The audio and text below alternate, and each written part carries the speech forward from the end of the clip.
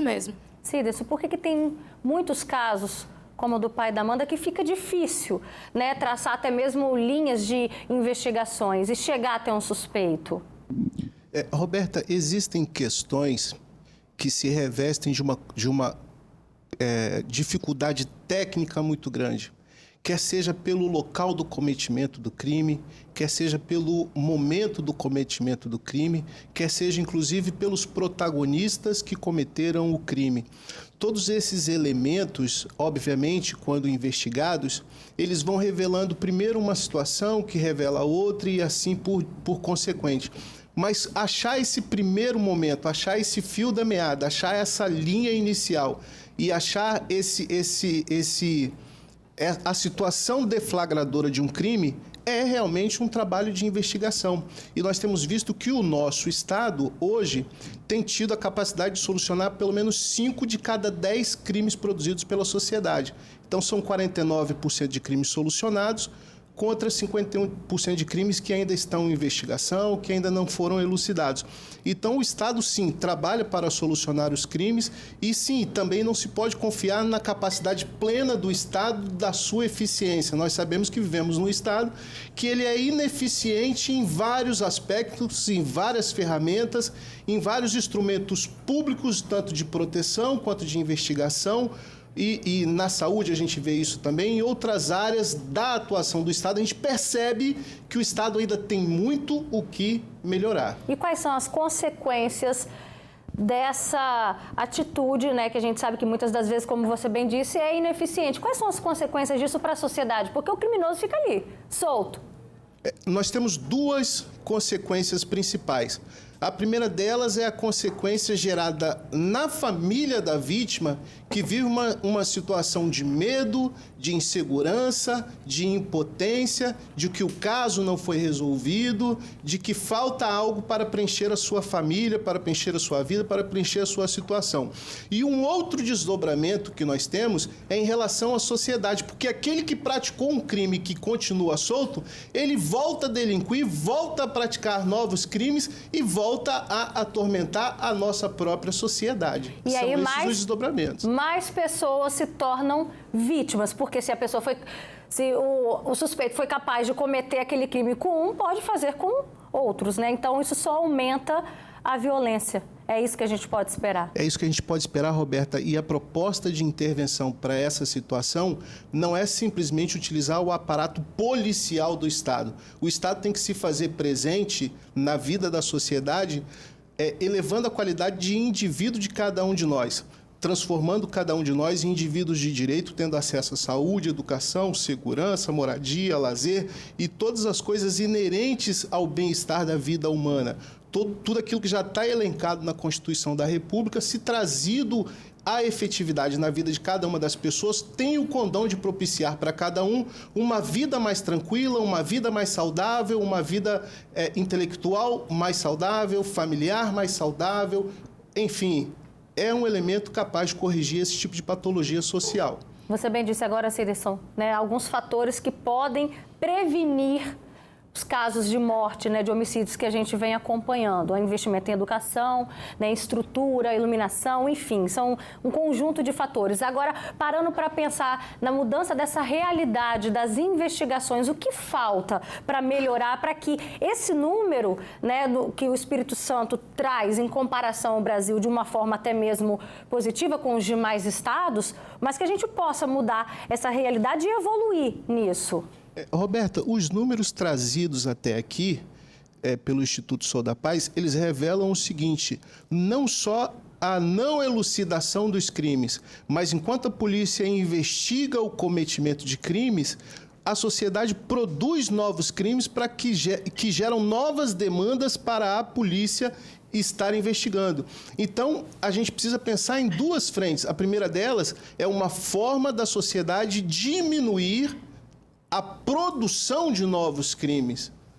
A gente precisa pensar uma proposta de intervenção do governo em todas as suas esferas, legislativo, executivo, judiciário, governo federal, governo municipal, governo estadual.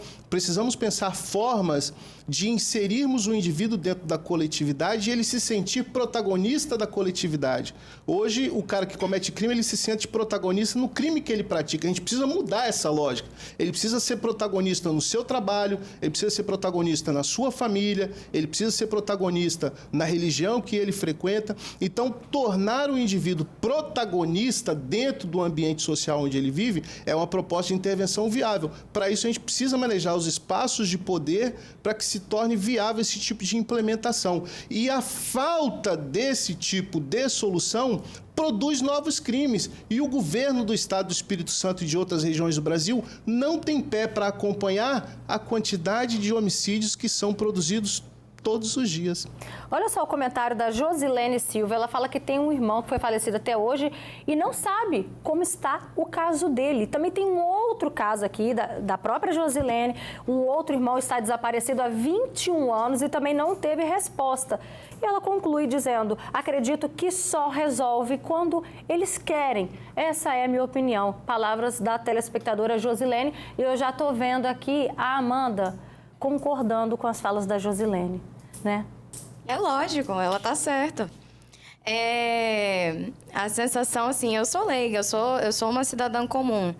Eu com esse caso de injustiça, tenho a mesma sensação dela.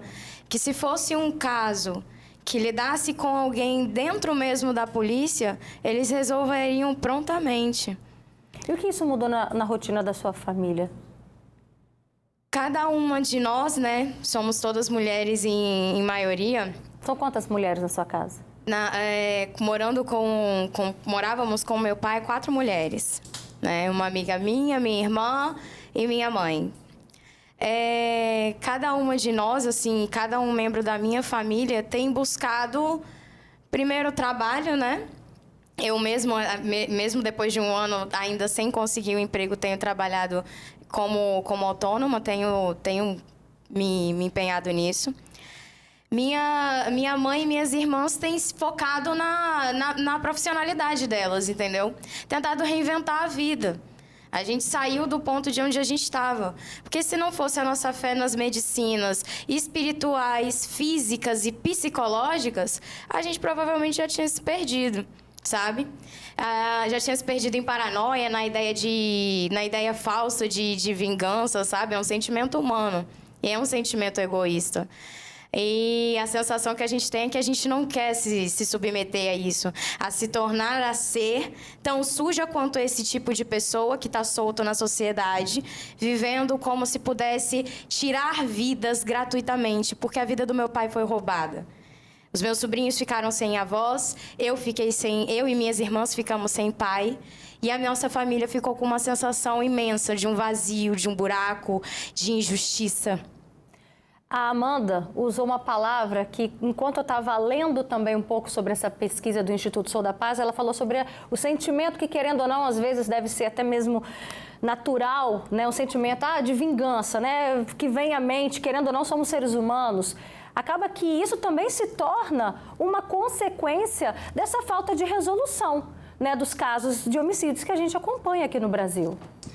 A primeira forma de solução de conflitos da nossa sociedade é aquela do talhão, olho por olho, dente por dente. Só que se nós formos implementar esse tipo de rotina na nossa sociedade hoje, vamos morrer todos cegos e banguelos, porque não existe um parâmetro divisor de gravidade de crimes. E até na Grécia Antiga, o próprio Heráclito já produzia um pensamento dizendo que Polemos pater panta, a guerra é o pai de todas as coisas. Então, esse sentimento de fazer justiça com as próprias mãos, ele não é inédito. Ele já acompanha a sociedade antes mesmo do pacto social.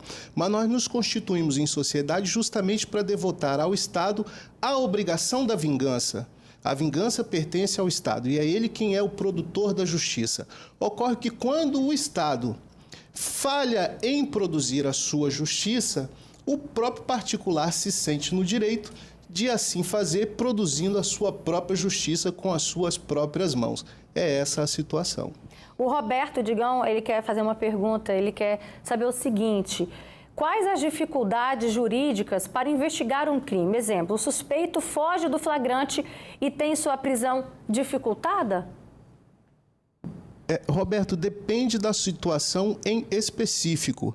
Ainda que a parte fuja do flagrante, alguns crimes prescrevem a prisão preventiva. Então, pode ser decretada a prisão preventiva para alguns crimes, mesmo que a pessoa não tenha sido presa em flagrante delito.